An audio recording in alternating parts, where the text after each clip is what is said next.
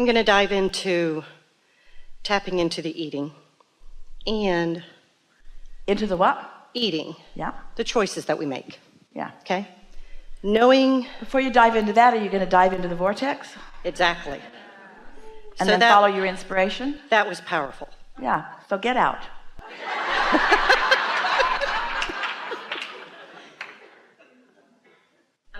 You have to isolate satisfaction. In other words, spend a little time doing that and then watch what happens next. Because a lot of people are looking for satisfaction in this moment through their tongue. We want you to find energetic satisfaction and then watch where that leads. Here's how it works. So let's say, and this is true of almost everyone, that through life you keep hearing things about food, and a lot of it you believe. And so you have a desire, but you have beliefs that are in your way. So you have desire for flavors of things and textures of things and for different foods. You have a desire for the flavor and the taste of them, but you also have beliefs that those things won't give you something else you want, which is nutrition and vitality and maybe the body conditions that you want. So you've got a contradiction going on within you. You want it, but you don't want it. You want it, but your beliefs about it you don't want. And it's the same thing when your body physically rejects it. So you have... Let's not go quite there yet. Let's just start with that simple premise that you want something, you believe you want something, it seems flavorful, you've enjoyed it before, you want to eat it again, but while you're eating it, you are emotionally not satisfied because you're mad at yourself even while you're eating it. You feel like you shouldn't be eating it. There's a conflict going on even while you're eating it sometimes. It's not because there's something wrong with that food. It's because your beliefs about that food are conflicted with your desires about that food. Your desire is because it tastes this way. Your belief is that it will give you bad results. Well, you just can't move in the direction of something that you've got contradicted energy about without getting the results that your contradicted energy will produce. You see what we're talking about? That's why we say you want to get into the vortex first. You want to be in alignment, because when you're tuned to your inner being, you'll be inspired to the food that your beliefs will accommodate. Did you hear that? We're going to say it again. You'll be inspired to the food that your beliefs will accommodate. What's another way of saying that? The other thing that we're saying with that is that's the path of least resistance. The path of least resistance is working with the beliefs you have, but you can't get rid of them. You've got to accommodate the beliefs that you have in order to get to where you want to be. That's why so many people have beliefs about food, and when they omit those foods, then they get the results that they want because they're accommodating the beliefs that they have. But we want you to understand that you can have it all. You can eat the things that are satisfying to you on all levels. You just have to work the bugs out of your belief system.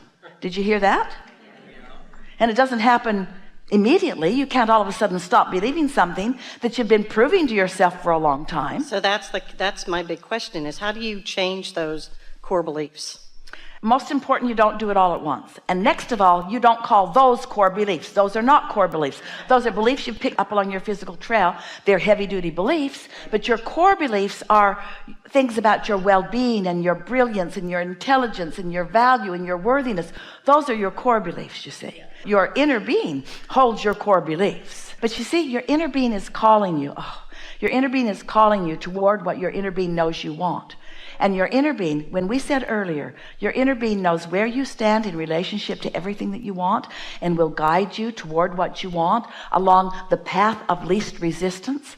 What do you think the path of least resistance is? It's the path that you've created with the things that you believe.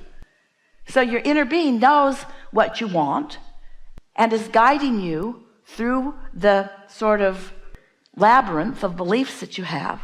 The more you come to understand that it's about beliefs, it's not about realities. Your realities don't form your beliefs. Your beliefs form your realities. Then those realities keep perpetuating those beliefs that you formed. You come into this experience and you observe things and you hear things from your dad, from your mom, from the people around you, and you observe and you form these vibrational beliefs. And if they feel good, that means your inner being's on board. But if they don't feel good, it means you're siding with the humans again, and you're siding with the limitations again, and you're being human rather than being the expansive, creative, forward-moving, new creator that you were born to be. Evolution of all species is about this very thing, you see. Someday, you won't be using the fuel that you use today, but by the time that happens, you will have discovered all new fuel sources, and it won't matter. But the more you argue about your fuel sources, the more you hold yourself in self-imposed, vulnerable feelings, rather than moving toward the new energies that are already ready for you to reap the benefit of. Your beliefs hold you back, but they don't have to. A belief's just a thought that you continue to think. So what do you think about asking on a really regular basis, inner being, what do you think about this? And at a minimum, your emotions will become stronger, and you'll at least know whether your inner being's thoughts are in harmony with your thoughts or not about that. Inner being, do you like Republicans? Inner being, do you like Democrats? Well, your inner being will say, yeah, really like them, really like them. Inner being, will you choose one over the other? Now you're disconnected from your resources. Somebody said to Esther, she went to the voting place, decided to cast her ballot vibrationally and physically. And somebody said, are you just going to vote straight ticket? And Esther said, no, there's people under the influence of source all over this ballot. Why would I do that? Why would I vote against that whole group of people when there's brilliance all over this ballot? No, I'm going to vibe them out. Enough? We warned you, the clock was ticking. I know. So what's left undone? So just, I feel like I know all that. You do. Okay. So you're looking for something practical. So ask the question. You see, it's not what you do in this moment. It's what you've pre-paved ahead of time. If you get in the flow, if you remind yourself who you are, for just a little while, think about food as fuel. Eventually, you can look for the best tasting fuel that you can find. But think of it as fuel. And so what you want to let in is all that you can allow with the desires and the beliefs that you hold. And that's actually what is happening. But as you think about this more and as you look for satisfaction more, what you're going to begin to discover is some things feel less appealing to you while other things feel more appealing to you. And before long, food will not be an issue. When we say take money out of the equation, the reason we say it is because most people, when they think about money, get in a lackful vibe and then they don't let their abundance flow. When we say take food out of the equation, we really mean if you take food out of the equation and you just think in terms of vitality and thriving and joy and satisfaction, then you begin finding yourself finding all of those things. I just want to make the decisions then to what I want to eat. But when you say I want to make the decision, we want to say to you, what you're saying is, I want to be under the influence. I want to follow the influence of my inner being. And if we could just convince you that your inner being knows everything you want, your inner being knows you want the pep that some food gives you. You want the endurance that some food gives you. You want the flavor that some food gives you. You want the stamina that some food gives you. But you've got trillions of cells that are making requests that your tongue isn't even considering.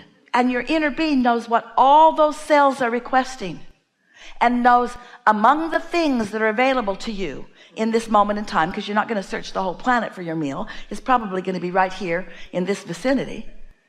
Your inner being knows what foods are there that have most of the requests met that your whole self is asking for.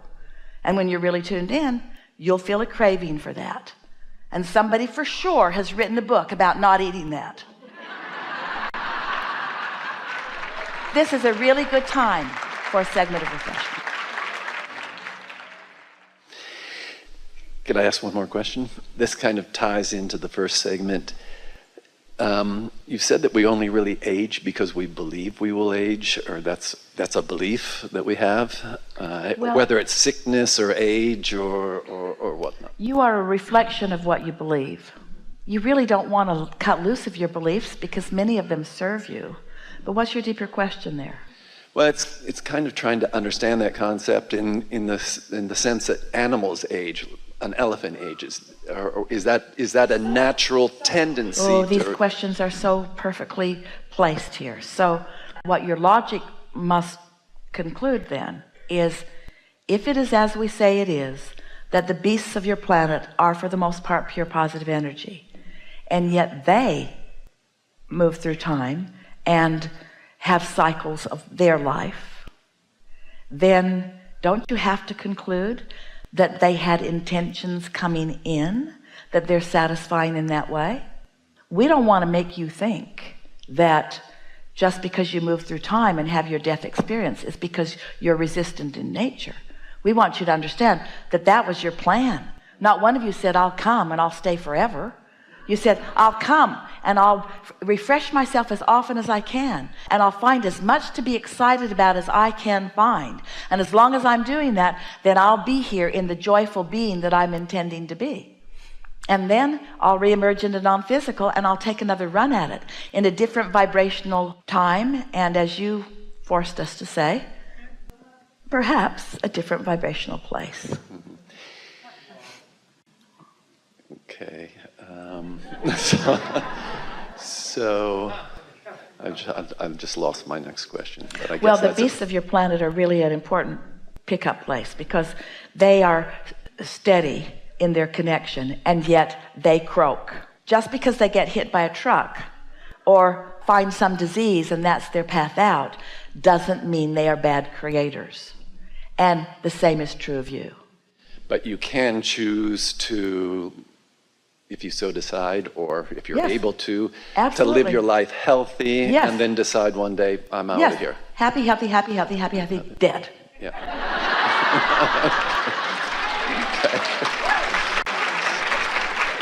Enough? I think so. Thank you very much.